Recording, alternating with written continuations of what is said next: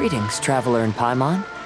I heard there would be guides for the Irodori Festival, but I didn't expect it would be you two. We didn't expect to see you either! Returning as a guest for the Irodori Festival, no doubt. I was a little surprised myself when I received the invitation. But after wandering the outside world for so long, it's good to have an opportunity to return to my homeland and pay respects to my old friends. Kazuha, when we saw you in the distance just now, you seemed to be looking for something. What happened? Ah, yes. You see, when I came off the boat with everyone just now, I suddenly heard light footsteps around me. I could tell they were not footsteps of a regular passenger. But by the time I turned around, the person had already disappeared. I only heard a splash come from below the pier. Even though I didn't manage to catch a glimpse of them, I found this strange piece of paper by my feet. Oh, does the paper happen to have a poem written on it? Huh.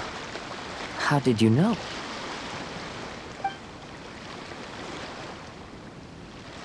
Fascinating. It's almost hard to believe such things could happen. Sure, here it is. Please, have a look.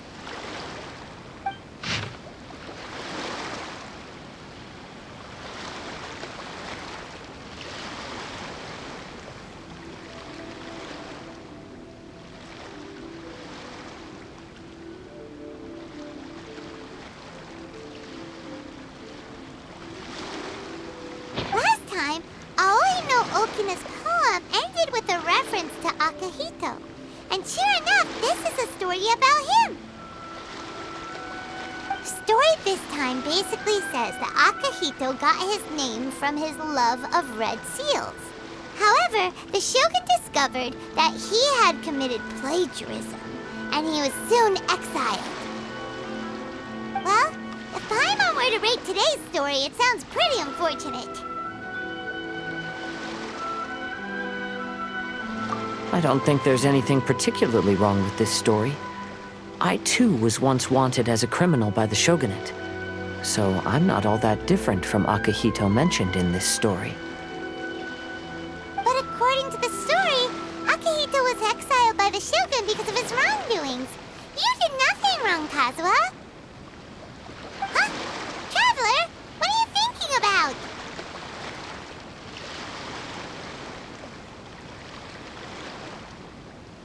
Ah, by the way, you mentioned that your friend has been struggling because he's unable to sign his name quickly, right? In Liyue and Inazuma, there is a saying, that which has been stamped has also been signed. Perhaps using a seal could be a feasible solution. While sailing at sea, I sometimes carve things to pass the time. If you wish to create a stamp for his seal, I might be able to help. Wow, that's an idea! Quick, let's go tell Albedo!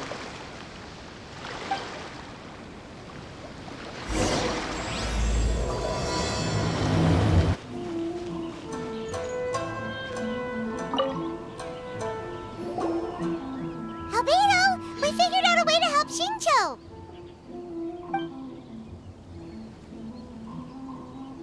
Interesting. A story of the 5 Kasen appears again, and with a timely solution. A stamped seal, huh? Let me think. Indeed, it is an efficient solution.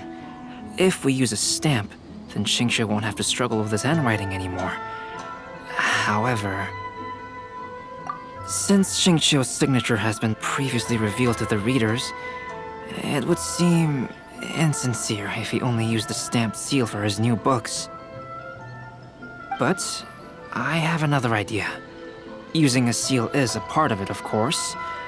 Let's go to Ouya restaurant now to discuss my idea with everyone.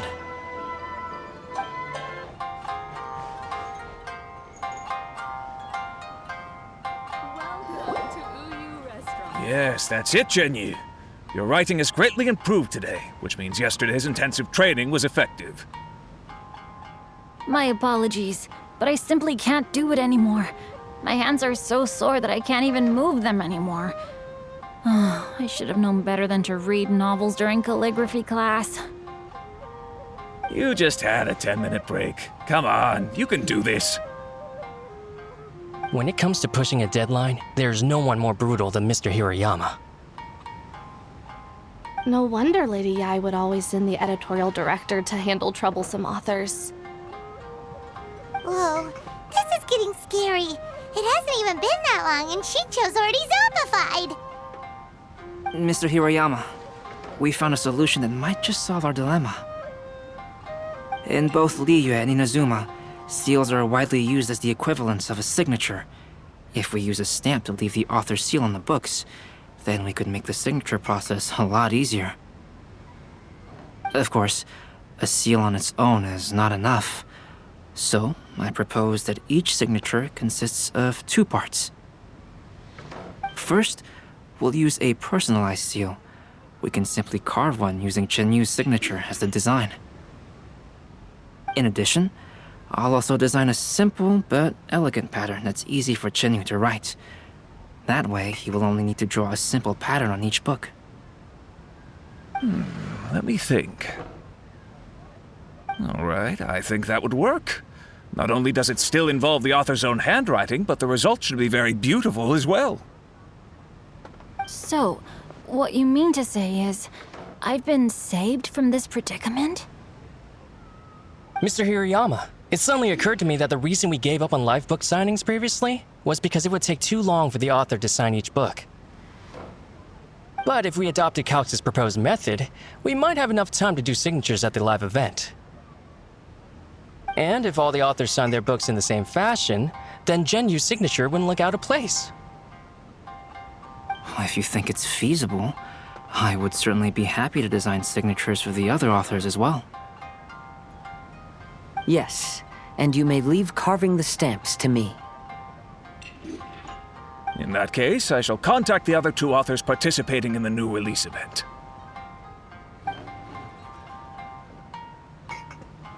It is a great honor to use a signature designed by Calx. My pen name is quite complicated and isn't suitable for signing events. However, if we implement this new format, then it'll be a dream come true for me as well. Great! Looks like everyone's on board with the idea. I'm sorry to have kept you busy for so long, Genyu.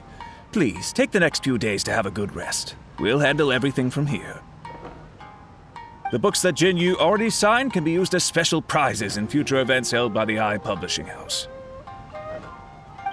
We did it! The event is saved! Thanks to everyone's efforts, Onodera and I are finally free of that mess. That's right! You're finally free, Shincho! Maybe you should step outside for some fresh air.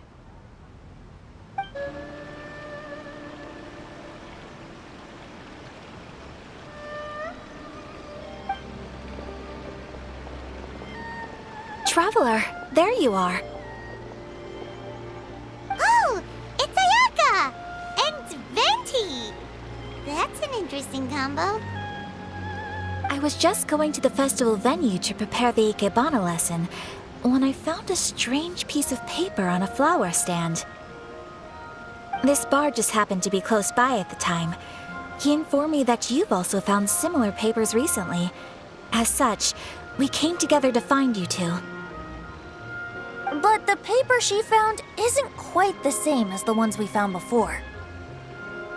Here's the paper. Please have a look.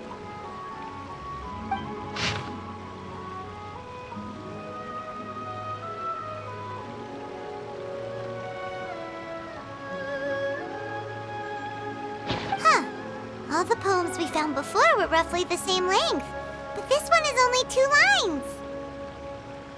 And even though there are only 2 short sentences, neither of them are next to the title or centered on the page.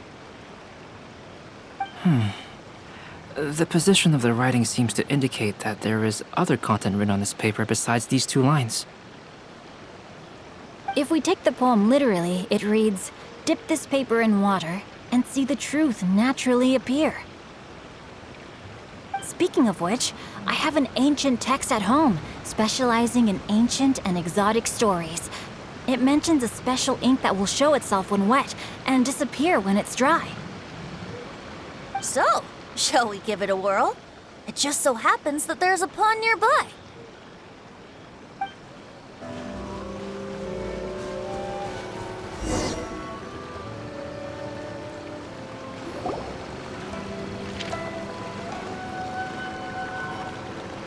Wow, look!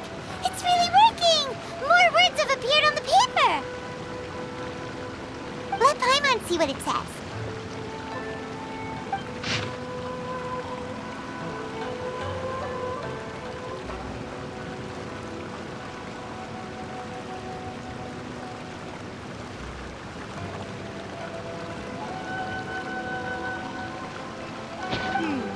Story says that after Sumizomi got the collection of poems from Akihito and put them into a stream of water,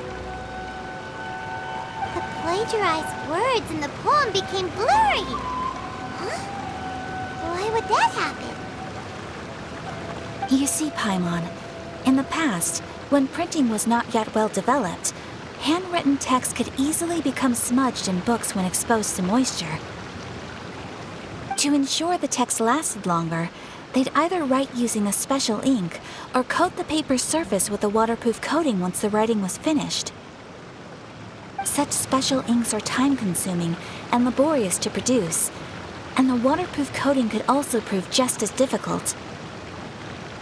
However, since Akihito's poetry collection was an important gift to be presented to the shogun, surely one of those two methods was used to protect it.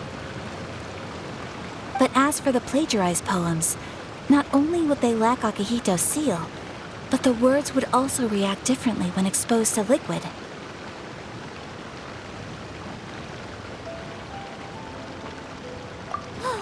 Which means Akihito didn't plagiarize his work. He was set up! Yes, it appears that this is the truth that Sumizome's story is trying to convey. Although the story is saddening, I've decided on the subjects to use for Akihito and Sumizome's portraits. Kazuha, Ayaka, would you be willing to be the models for my paintings? I would be delighted. Yes, as would I. There you go! The next two portraits should be ready in no time! Yes. And now that all 4 stories have all been collected, the story of the 5 Kasen is now fully completed.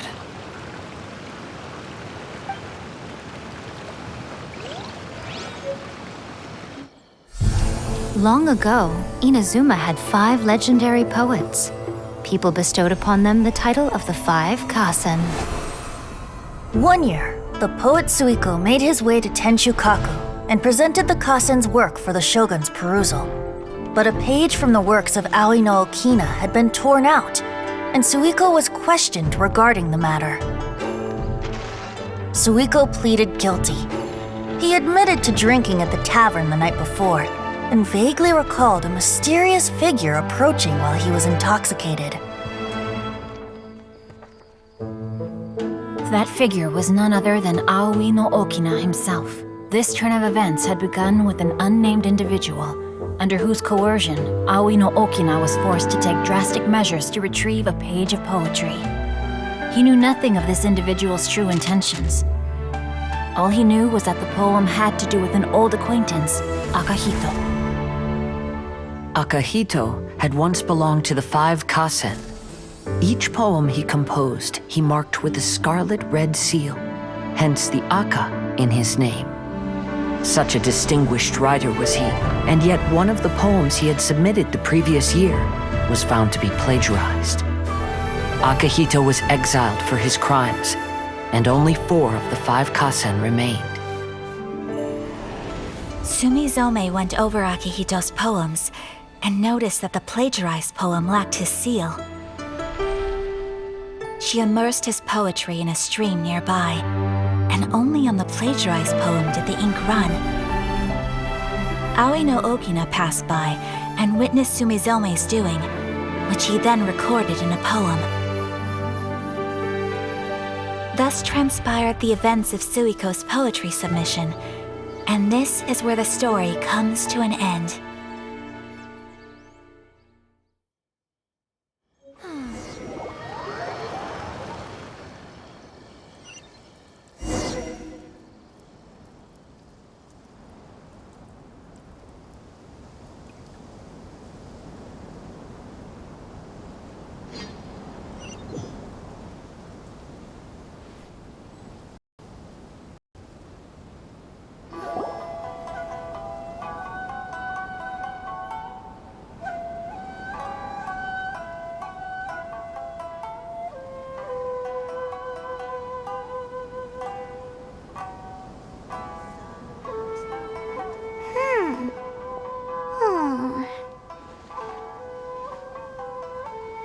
Yeah.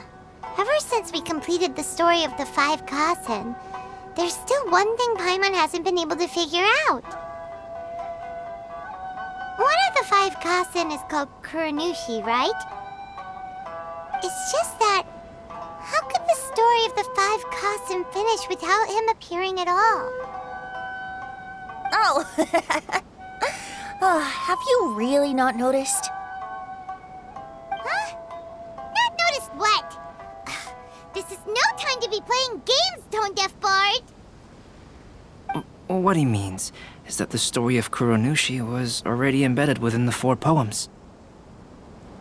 Huh? Really?